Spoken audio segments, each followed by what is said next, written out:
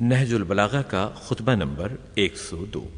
حضرت علی علیہ السلام نہج البلاغہ کے خطبہ نمبر 102 میں ارشاد فرماتے ہیں، جب اللہ نے محمد صلی اللہ علیہ وآلہ وسلم کو بھیجا تو عربوں میں نہ کوئی آسمانی کتاب کا پڑھنے والا تھا اور نہ کوئی نبوت و وحی کا دعوے دار۔ آپ نے اطاعت کرنے والوں کو لے کر اپنے مخالفوں سے جنگ کی، حالانکہ آپ ان لوگوں کو نجات کی طرف لے جا رہے تھے، اور قبل اس کے کہ موت ان لوگوں پر آ پڑے ان کی ہدایت کے لیے بڑھ رہے تھے۔ جب کوئی تھکا ماندہ رک جاتا تھا اور خستہ و درماندہ ٹھہر جاتا تھا تو آپ اس کے سر پر کھڑے ہو جاتے تھے اور اسے اس کی منزل مقصود تک پہنچا دیتے تھے۔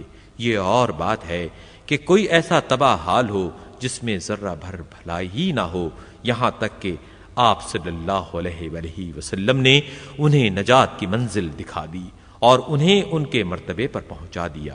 چنانچہ ان کی چکی گھومنے لگی اور ان کے نیزے کا خم جاتا رہا۔ خدا کی قسم میں بھی انہی ہکانے والوں میں تھا، یہاں تک کہ وہ پوری طرح پسے پا ہو گئے اور اپنے بندھنوں میں جکڑ دیے گئے۔ اس دوران میں نہ میں عاجز ہوا، نہ بزدلی دکھائی، نہ کسی قسم کی خیانت کی، نہ مجھ میں کوئی کمزوری آئی۔ خدا کی قسم میں اب بھی باطل کو چیر کر حق کو اس کے پہلو سے نکال لوں گا۔